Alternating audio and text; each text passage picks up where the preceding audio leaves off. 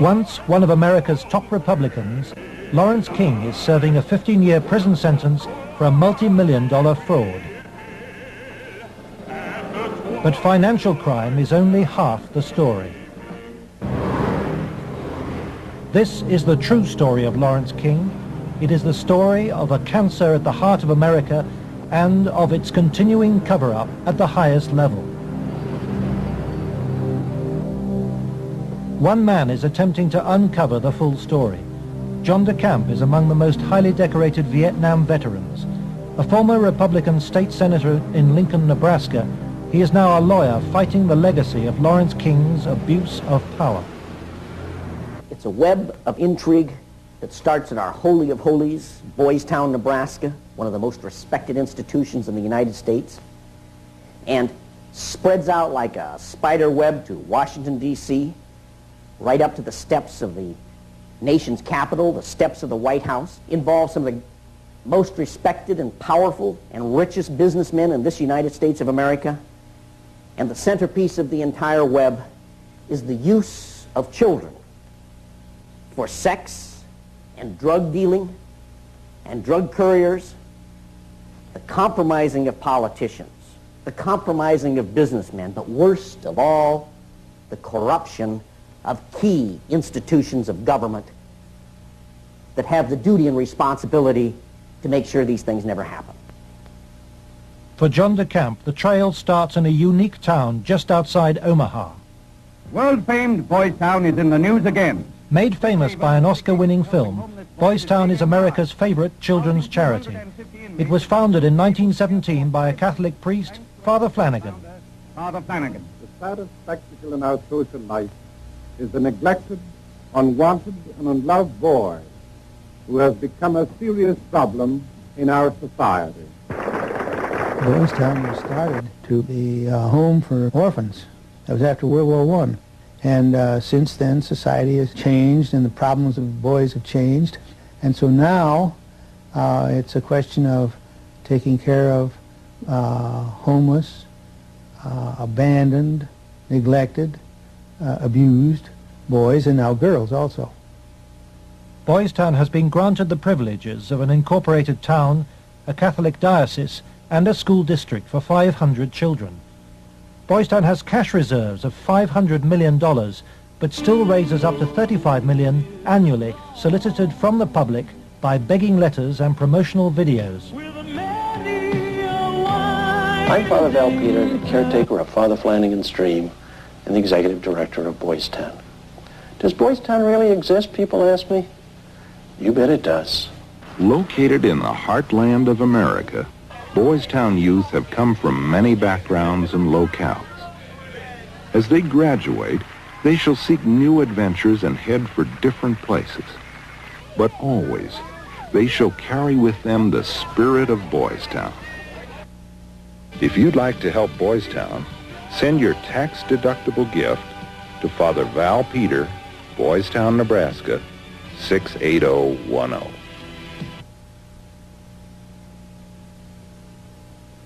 Boys Town, for me, was the first thing I ever heard of when you think of institutions that you respect. Believe it or not, I was there for a while when I was a young boy. When an institution like that gets contaminated, then you better, if you got any decency at all, do something about it, or at least get it cleared up. John DeCamp lays the blame for the contamination of Boys Town on the one-time leader of the National Black Republican Council, Larry King. Larry King was the fastest rising black star in the entire Republican Party of the United States during all of the 1980s. And he was also one of the most evil individuals in this country in terms of being a dealer of children, in terms of being a thief, 40 million that they documented he stole, and in terms of using and compromising and corrupting one after another politicians. The base for his network was the Franklin Federal Credit Union, a people's bank in Omaha, Nebraska. Larry King was its general manager.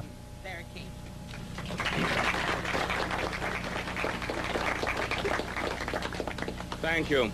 This is especially an exciting day for me. Mr. King was a very charismatic person. When he came to the credit union, he was brought in because the credit union was actually failing. He did everything to build the credit union. King courted the leaders of Omaha's wealthy business district. Banks, industry, and charities placed millions of dollars in King's hands. From 1979, Larry King developed close commercial ties to Boys Town, and Boys Town youngsters were sent to work for his companies. Boys Town had quite a few accounts at Franklin Credit Union. Those were considered very valuable accounts.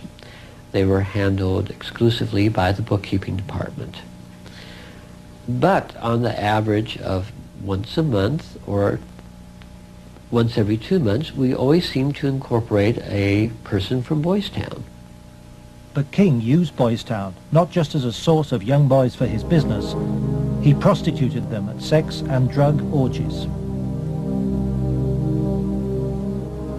Paul Benassi was a victim of King's abuse. He was also sent by King to lure Boys Town youngsters off campus. We used to just drive around and go up toward the home. That's when we used to do some of the scavenger hunts with picking up some of the kids. You know, just kind of win their confidence, become friends with them for a while. Start inviting them to the parties. The kids were 10 years old or older. In 1986, King's plundering of Boys Town was reported by staff to its chief executive, Father Val Peter. Subsequent testimony proves that he carried out his own investigation, but that King's victims refused to talk to him. Monsignor Hupp now blames himself for Boys Town's association with Larry King. Well, in retrospect, I regret having any association with Larry King. Had I known it at the time, it would never have happened. Could you understand why a very detailed report from a social worker employed at Boys Town, identifying children and identifying their alleged abusers, never saw the light of day? Nothing happened with that. No, I couldn't understand that, because had I known that had been, I wouldn't put up with that. But is that something like that happened? I don't know of it. Nebraska has a very clear statute that child abuse allegations should be reported to authorities. They shouldn't be reported to the principal of a school, the director of a facility. They should be reported directly to either Child Protective Services or law enforcement. And so Larry King remained free to feed his pedophilic parties with child victims. But in 1988, a routine review brought King's involvement with Boys Town youth to the attention of Nebraska's State Foster Care Review Board. In the information presented to the Foster Care Review Board, either via the telephone reports, the personal reports, or the reports we reviewed, Larry King's name was consistently present as someone that the youth were making allegations against. So I would say we handed over at least a foot-high amount of material to authorities, and nothing happened. Omaha police now accept that Larry King may have been abusing children. Good morning, Roberta. Good morning, Chief. But its most senior officer claims the evidence was not conclusive. It is certainly possible that Mr. King was involved in illegal acts with children. If there was sufficient evidence of those types of allegations, he would have been prosecuted by the county attorney's office. For me, it was very clear that the case was not investigated and not pursued because of the alleged perpetrators. Those perpetrators named by the children were some of the richest and most influential citizens in positions of power in the state, men prominent in industry, politics, the media, even the police. We can only name the ringleaders. Besides Larry King, they were department store millionaire Alan Baer and the celebrity columnist of Omaha's only newspaper, the World Herald, Peter Citron. With the judicial system apparently paralyzed, Larry King spent Franklin's money on courting political influence. $10 million went on jewelry, flowers, and private planes. He cultivated contacts in the inner circles of Ronald Reagan's White House. At his palatial homes, 3 in Omaha and 1 in Washington, D.C., he held extravagant parties for the influential and powerful. His lavish spending bought him a protected life.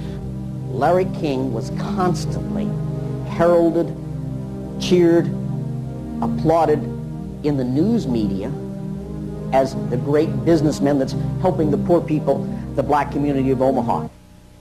But King's extravagance attracted the attention of the Internal Revenue Service.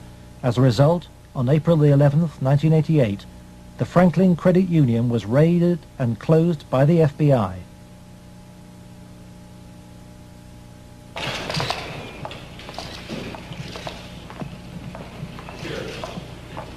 King was arrested, and the federal investigation showed he had stolen $40 million from Franklin. Documents we possess reveal the FBI interviewed many of the victims of Larry King's sex ring, but no action was taken. In November 1988, Nebraska's state government set up a parallel investigation into Larry King. A legislative committee was formed. Its chairman was the Republican head of Nebraska's Banking Committee, corn farmer and state senator Lawrence Schmidt. Immediately, anonymous threats began. I received a phone call on the floor of the legislature. The caller did not identify himself, but he said, "Lauren, you do not want to have an investigation of the Franklin Federal Credit Union." And I asked who I was speaking to, and they said, "That doesn't matter, but you shouldn't have that investigation." And I said, "Well, why not?" He said, "It will reach to the highest levels of the Republican Party, and we're both good Republicans." Undeterred, the committee began their investigations, and the money trail led quickly to the original allegations of child abuse. Carolyn Stitt was one of the first to testify. The night before we testified before the legislative committee, I did receive a phone call at home that said, "If you speak, you won't live to regret it." To protect the inquiry, Schmidt's committee hired special legal counsel and full-time professional investigators Gary Caradori and Karen Ormiston. I said, "We do not want you to bring to the committee rumors, innuendos, nothing that cannot be backed up with facts." I said, "Bring to the committee that which we can take to a prosecutor." The investigators found new victims of King's pedophile network, many on the streets of Omaha. The picture they built up was of a large ring of rich and powerful pedophiles, many named the same men as those involved with the Boys Town cases 3 years earlier. They were telling us about prominent people in Omaha and elsewhere that were abusing children at parties.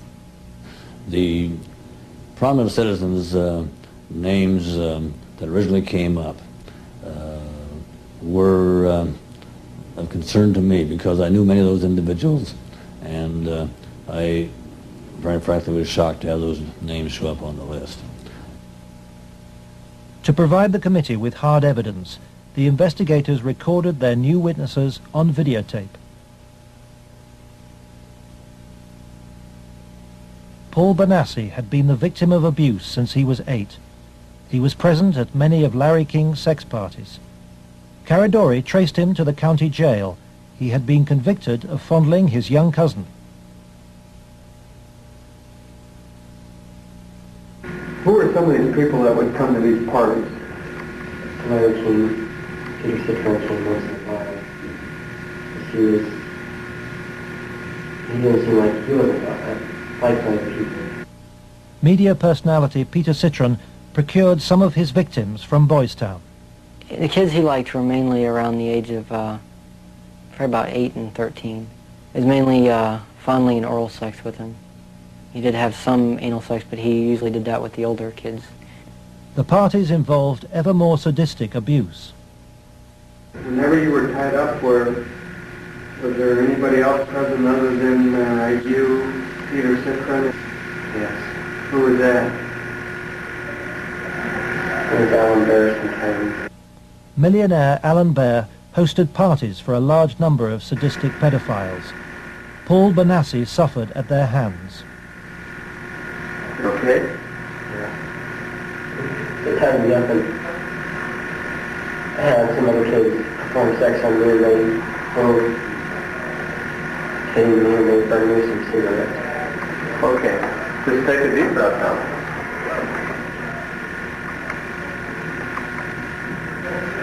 And across from Troy Bonner. Troy Bonner would tie you up? I was there. Troy Bonner was found by the investigators and his videotaped testimony taken under oath. I was shocked when I walked in. There was a kid, I would say about 15 years old, out in the middle of the room. One guy was standing in front of him. He was bent over, and the other guy was like reaching under him, playing with his nipples, while a guy whom Jeff told me was a police officer shoving beads up his rectum. The police officer was shoving beads up his rectum? Yes. Bonner named Alan Bear as the man who introduced him to the sex parties. Alan Bear was a sick fuck. Didn't care, wanted sex, nasty, I don't even know if you can call it sex. Everything, from just, touching to fruit, squash, huge squash, that big around, stuck into your ass, heat things, hot things, poked at you and stuck in you. But the center of the child sex ring was Larry King. Larry King was the same kind of sick fuck Alan Bear was, except Larry King was more violent, more sure of himself. I got those scars on my arm one night at a party where Larry King, wanted to see how strong a men we were or something, and have us push our arms together, and then you'd light cigarettes, and as soon as you get burning, you just drop them down between your arms and, let it burn. And they made us stand there naked and touch each other while holding our arms together and burn cigarettes where, it's on film someplace. They filmed it, burning, I would, see him fuck a 10-year-old boy in the ass, until he bled and, just pull out and stop and, push him down, and then go out and, meet with decent people. King would also provide underage girls for abuse. Alicia Owen told the investigators she was 15 when she attended her first party, introduced by a Boys Town boy. Caridori discovered her in jail where she was serving a sentence for passing bad checks. I met some guys there that were from Boys Town, and it was at that party that I met Larry King. At the time that I met Larry King, I did not know that he was Larry King. I had met him. That was the first time I'd ever met him. Larry King and Alan Bear frequently hosted the child sex parties in penthouse apartments at the Twin Towers luxury block in Omaha. A lot of it was me handcuffed with my hands behind my head and my feet tied and doing different things. What do you mean? Sometimes there'd be a guy straddling over my face. Okay. Most of the time, Larry King took pictures quite a bit during that time.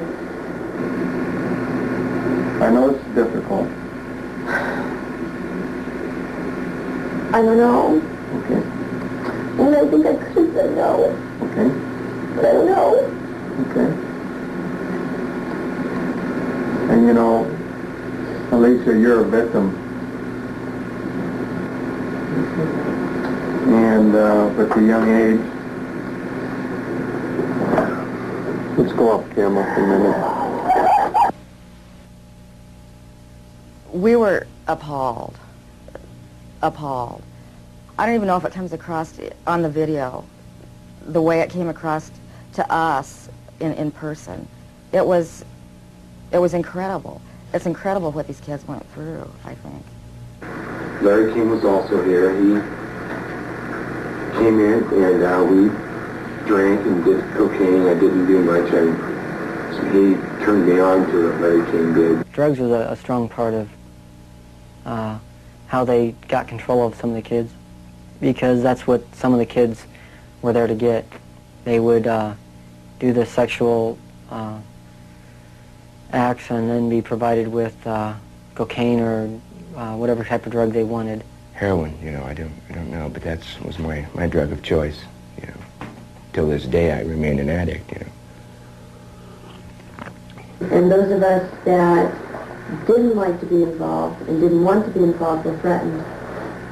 Okay.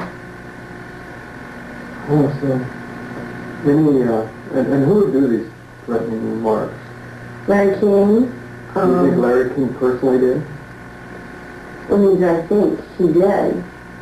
And when they threatened, you know, that I can go find somebody that will kill you, and it will kill your family, you're not telling anybody. Larry King was, I would say, the center of transporting the children around the country. The airplanes were usually in his name, at least in his name. They were paid for by Larry King. We met them in Pasadena. Met who in Pasadena? We met, Larry King was there. There was 3 boys that I had seen at one of the receptions at the French Cafe were there. And I'm almost positive they were Boys Town boys. Almost positive. They were there. You mean graduates of Boys Town or present? I think they were present because they were young. Well, how would they get away for a long period of time? I have no idea. Okay. Boys Town came up frequently during the investigation, but we found it very difficult to get information about Boys Town. I was not able to find any information on my visit there, and Mr. Caradori could not get information either. Boys Town today remains unwilling to discuss its involvement with Larry King. We were banned from filming at Boys Town, and its public affairs officer refused any interviews. I would have to give you a flat no. I'm just going to tell you at this point that we will not participate with you. We have no interest in talking to you folks. It's something that we don't even care to delve into.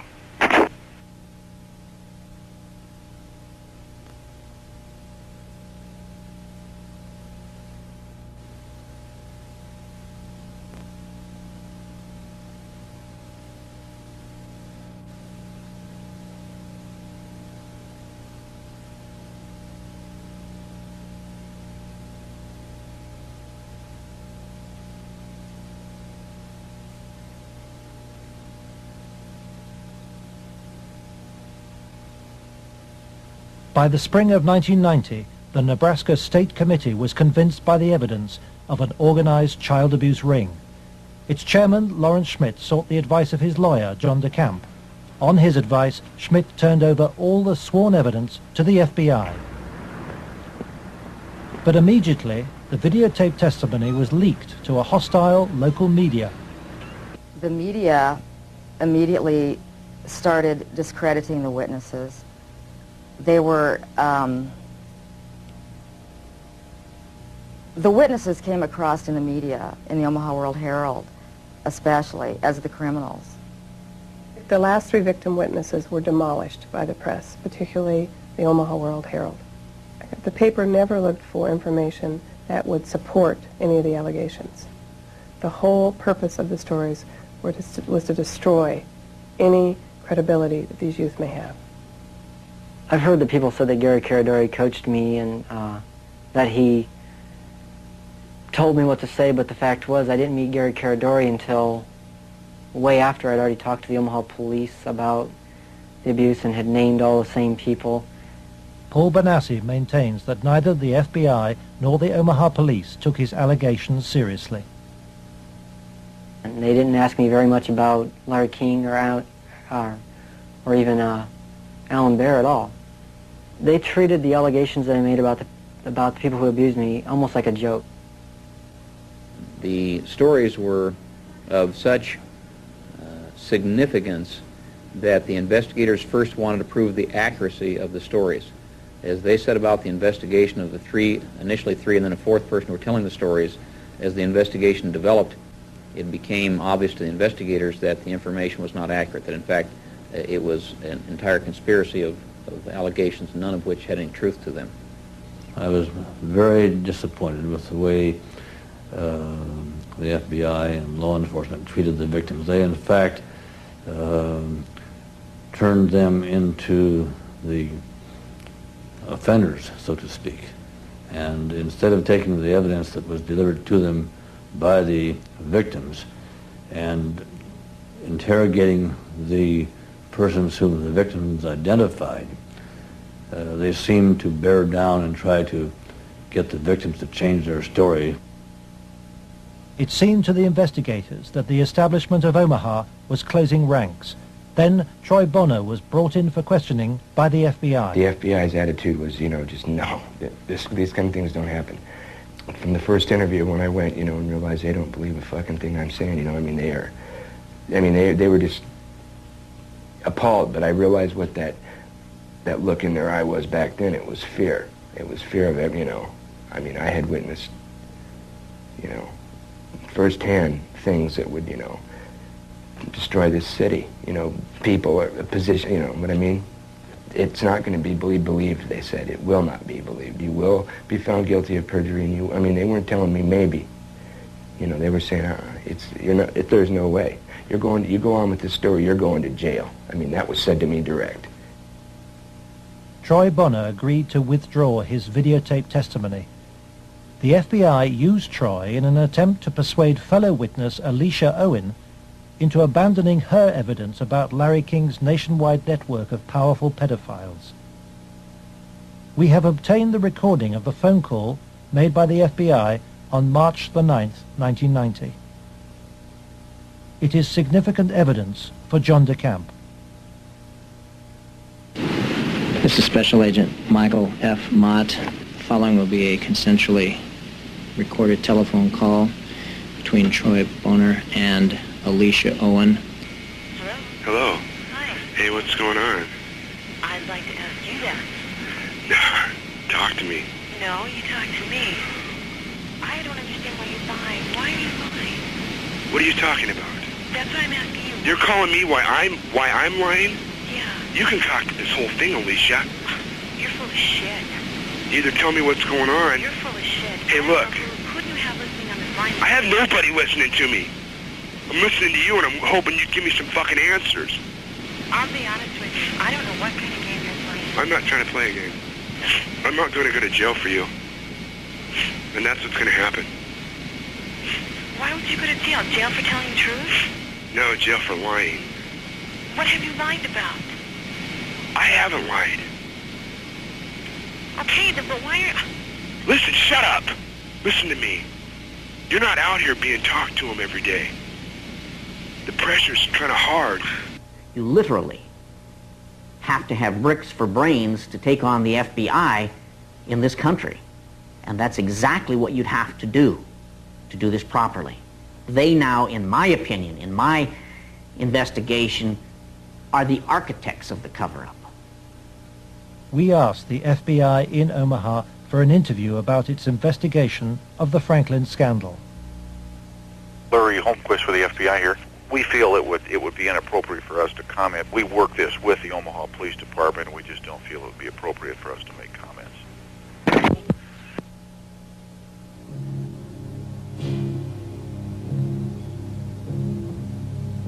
As the investigators sought out new witnesses, they found themselves under constant threat.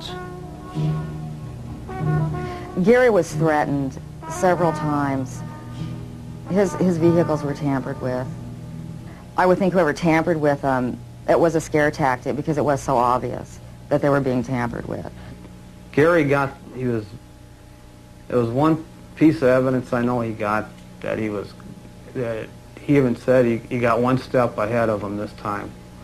He told us about this book. It was like addresses, telephone numbers, names. He said if they knew he had it, they'd kill him. On July the 11th, 1990, Gary Caradori and his 8-year-old son AJ were flying home from Chicago in his light aircraft. They had watched the All-Star baseball game, and Caradori had been pursuing new leads. Investigators from the National Transportation Safety Board are in Harold Cameron's cornfield trying to determine what caused this private plane to crash, killing its 2 occupants. The bodies of Gary Caradori and 8-year-old AJ were found in the wreckage. National Transportation Safety Board investigators say wreckage from the crash is apparently strewn over a 3/4 to 1 mile long stretch in this field. The fact that the wreckage is scattered over a large area certainly demonstrates that it did break up in flight. The exact mechanism of breakup yet is still unknown. The federal investigation was never able to discover what tore the plane apart. There are things missing from the plane. His briefcase is missing. I think the plane was sabotaged. There's no doubt in my mind. Within 24 hours of the tragedy, all Caradori's records were impounded by the FBI. Gary's widow, Sandy, is still unable to come to terms with her loss. As a mother, I don't want to ever think that somebody murdered my child, let alone my husband. But I think if you'd ever talk to any parent, be it mother or father, who's ever lost a child, I mean, the worst thing that you can think of is that somebody would want to murder a child. I really feel that somebody killed my brother. And inside me, I know that somebody killed my brother. If somebody could help us out somewhere, somebody knows something. And may God help those who did that to him and his family. The effect of Gary's crash on the investigation, I think, in effect, put an end to anybody else coming forward. There are many victims. We knew of more. There are more. They're still out there. They're afraid to come forward. That's when I was finished, because I figured out if they murdered Gary and his son, there was nothing that would stop them. There was no piece of paper, there was nothing we could come up with that was going to get anything done.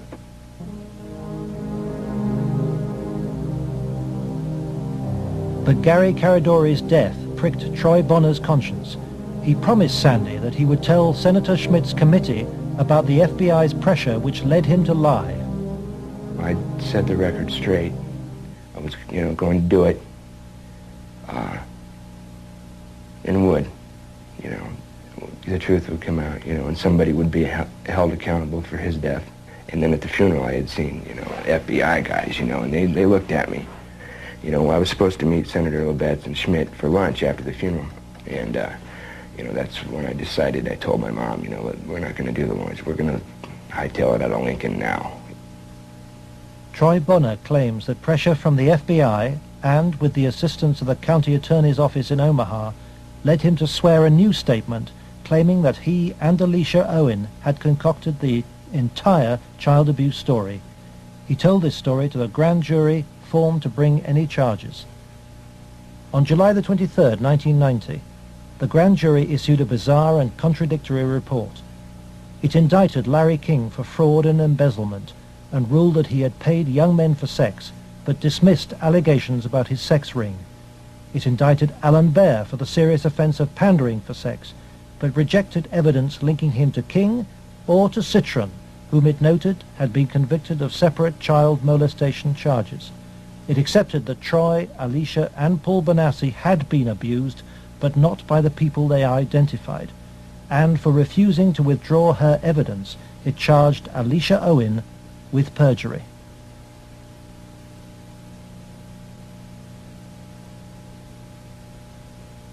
Lawrence Schmidt's legislative committee issued a report denouncing the grand jury. Schmidt acknowledges that the system failed both the victims and him. I had, I think, as distinguished a record as anyone could put together in 24 years. I was told that would be curtailed, and it was. I was told I'd have financial problems, and I did. The message was not lost on most politicians in Nebraska. I think the message that was delivered was, if any legislative committee ever tries to conduct a thorough investigation again, the same thing will happen.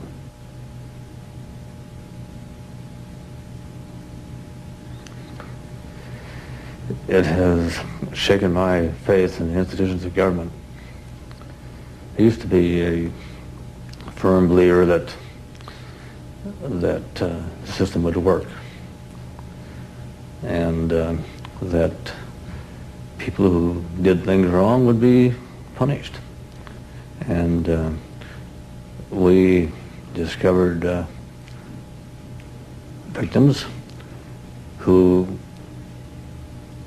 claimed to have been abused and who the grand jury acknowledged had been abused.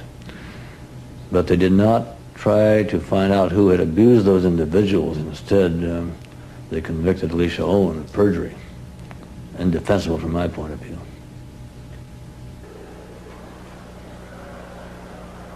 The trial took place in July 1991. Troy Bonner testified that the child abuse story had been an invention. As a result, Alicia Owen was sentenced to between 9 and 25 years in prison.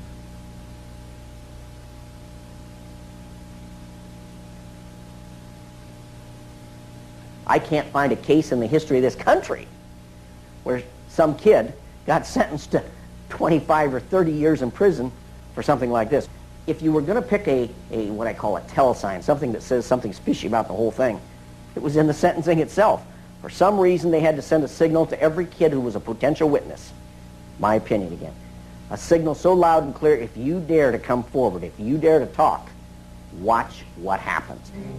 Alan Baer was fined $500 after pleading no contest to a reduced charge of aiding and abetting prostitution. Peter Citron served 2 years of a 3 to 8 year sentence. Thanks to Troy Bonner's lies, Larry King never faced child sex charges. For the $40 million fraud, he was given a 15-year sentence, 10 years less than Alicia Owen. I feel really sick. I should be taken out and shot for doing that. And if that was to happen, I would go willingly.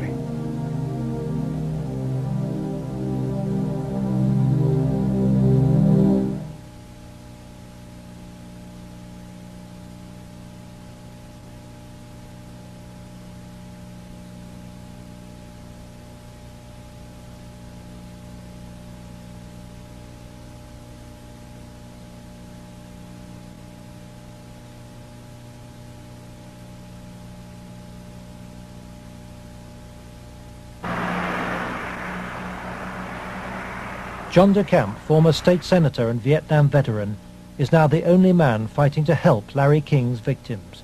He is the lawyer trying to overturn Alicia Owen's conviction and to expose the cover-up. I live in Nebraska. Hell, I was born here, raised here. I have 4 kids growing up here.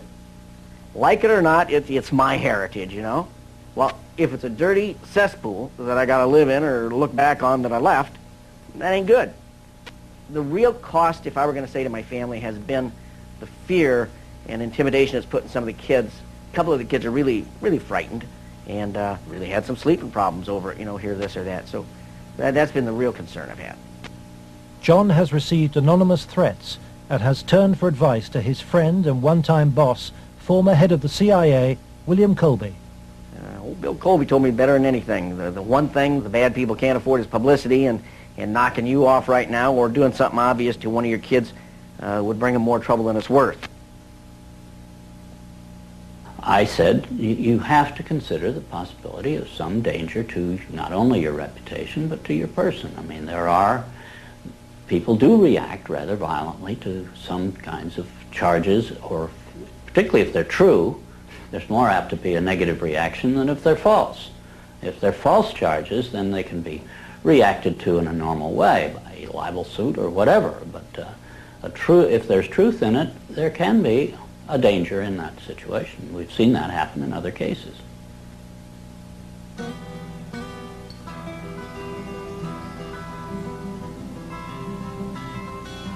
John arranges to meet Troy Bonner, the young man he sees as the key to the cover-up. He's in great danger. The reason is he carries the secret, so to speak. He served his purpose for the FBI and others by committing the lies that put the seal on the cover-up. He knows that Troy's evidence will be crucial to Alicia Owen's case, and Troy wants to tell the truth, despite very real fears. My fears are that, I'm not going to be believed again. It's just, going to be a whole other kind of exploitation like it was last time. And afraid that that's going to happen, or, I might end up dead, or a loved one might end up dead. Troy has an overriding reason for putting the record straight. Maybe somebody has a better idea. I want this to go forward and have something done so that all those other kids who a lot worse things have happened to can come forward and see that action can be taken. You have to, if you want to protect yourself and your life and your family's life, both now and particularly in the future, is to use the institutions of government that have been set up to protect you and make them work. That means you go into federal court, you go after the people that have done this cover-up, and you expose it so there's no longer any percentage on their part in eliminating you because the secret's out. Yeah, that's why we're here today, to let it out. John's advice to Troy to tell the truth in court puts him at risk of prosecution by the county attorney's office.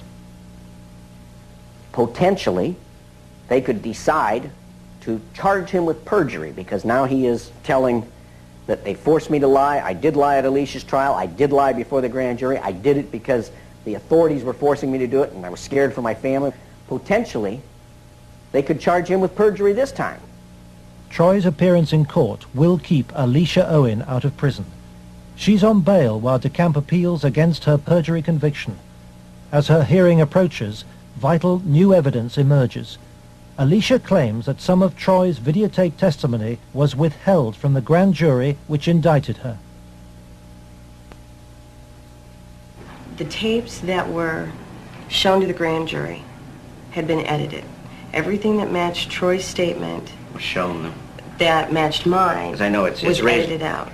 And I think maybe one of the things we want to do is show the judge specifically where these, little 5-minute segments of, look, this tape says this, and then show him it isn't in this tape, and this is the tape the grand jury saw. I'm going to attempt to get these tapes, and we'll see what happens next. But to obtain the tapes, DeCamp must approach some of the very officials he has accused in court of being involved in the cover-up, the county attorney's office which ran the grand jury. In the good old Alicia Owen case, 127-194, I'm trying to get the evidence, the tapes and the transcripts of Troy and Danny. Troy Bonner. Get that up here once. Yeah. It's up at the county attorneys. They have all the bills up there. Oh. Robert. Let me guess, Robert Siegler has them. Robert Siegler is the prosecuting attorney trying to send Alicia Owen back to prison. After lengthy negotiations, DeCamp emerges with the tapes the grand jury never saw. I went with $4,000. I bought $4,000 of cocaine. Okay, and what airline? In more than 2 hours of taped testimony, Troy details trips across America on behalf of Larry King and Alan Baer. Trips for drug deals and sex. It corroborates Alicia's evidence. Fort Worth, like an hour, and then a big plane from Dallas to Los Angeles. Did anybody go with you? Alicia Owen. For John de Camp, this is the proof of the King sex ring for which he has been waiting. Here it is, so to speak, the smoking gun that they could go out and verify, the corroboration. In other words, the linkage to King that was denied. Cover-up. Organized, planned, deliberate cover-up. The courthouse, Wahoo, Nebraska. The hearing begins.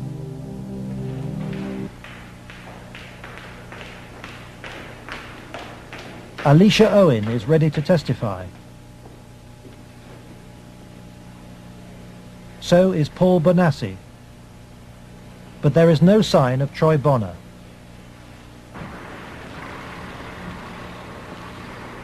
De Camp discovers that Robert Siegler has sent the young man a subpoena. Fearing arrest for perjury, Troy has gone into hiding. De Camp is without his most vital witness. Just trying to subpoena him with those kind of stuff. Is Troy okay? In court, Alicia's case is adjourned. The county attorney's office begins to search for Troy Bonner, but County Attorney Siegler won't say why. I'd like to ask you whether you're about to charge Troy Bonner with perjury. Oh, no. Every victim witness who stepped forward in any way, or even was a potential witness that somebody heard about, has either been killed, put in jail under some theory or other, terrified or run out of the state, discredited. Every perpetrator, even the convicted ones, have been treated as conquering heroes.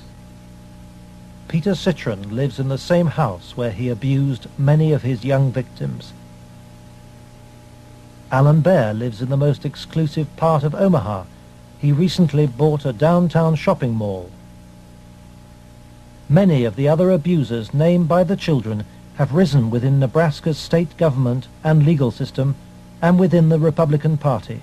Obviously, the FBI was protecting something a lot more significant than a bunch of old pedophiles having improper relations with little boys. They were protecting something a lot more significant than a bunch of drug peddlers. They were protecting, in my opinion,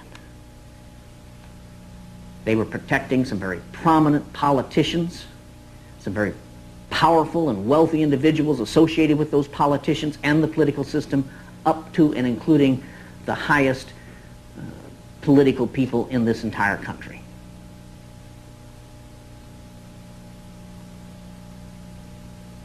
In search of the men who protected Larry King, John de Camp goes to Washington to investigate King's connections in the Republican Party and on Capitol Hill. Paul Bonassi provides him with the evidence that Larry King threw child sex parties here at his rented $5,000 a month Washington house. I was about 14, about 1981.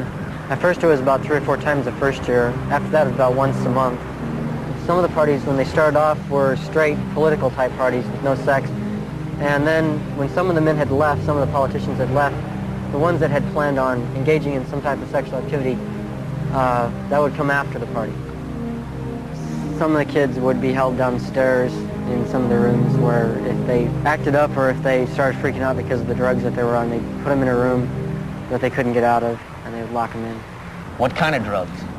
Anything you wanted. Cocaine, heroin, speedballs. You're telling me those speed. things were at these parties where you had Larry King and prominent politicians? Yes. Were they readily available to anybody at the party? At the after parties, they were readily available for anybody. Beforehand, they did it more upstairs than they did anywhere else, and it was kind of in the back rooms. Were any attempts ever made that you know of to expose this situation? As far as I know, nothing's ever been done, and most of the people that were in there had already been, I guess you could say, compromised. King's partner was Washington lobbyist Craig Spence. Spence took youngsters, including Bonassi, on private midnight tours of the White House. So you were in the White House then? Yes. And how did you gain access? Well, I came down with Larry King, but Craig Spence was the one that arranged the trip for us. And it was kind of a gift for our services that we were doing. How many times were you on this kind of a trip? I came to it on 2 times. 2 times. And were you used for sex on those occasions? Not until after we left. After you left the White House? Yeah. What time of night? It was usually around midnight.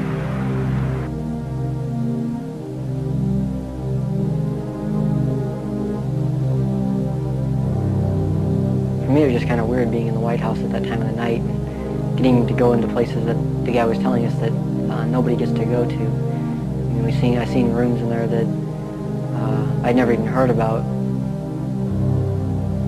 And Craig Spence and Larry King had a couple of groups. One was called Bodies by God, and they had the Cowboys, and there was another group that was started by Larry King, which was called the Golden Boys, which was kids that were usually under the age of approximately 10. Spencer's Callboy network was investigated in 1989 by reporter Paul Rodriguez of the Washington Times.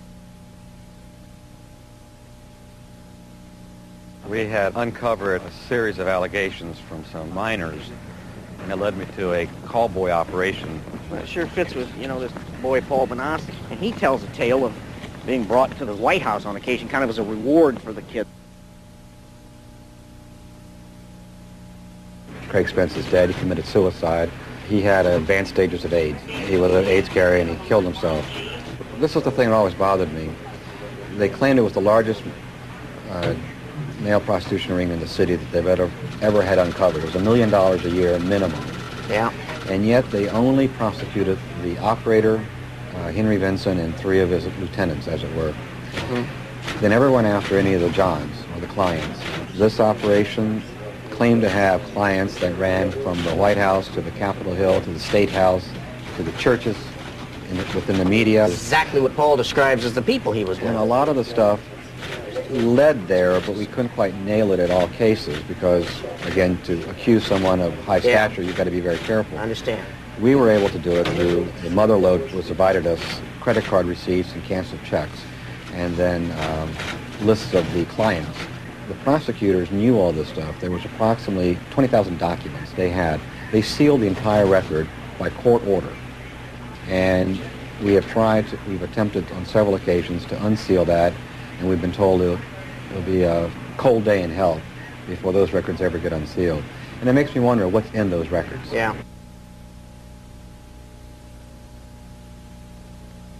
John DeCamp believes that the legal system is still being subverted and that the people protected are still at the heart of the American establishment.